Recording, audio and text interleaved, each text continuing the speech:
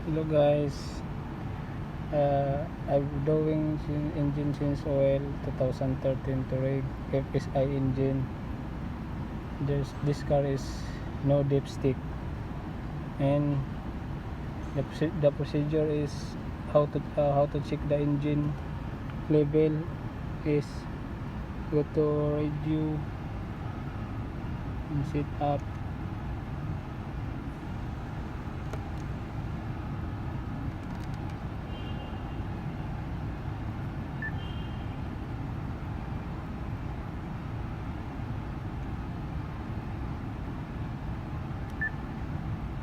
Service. So if the engine reaches temperature,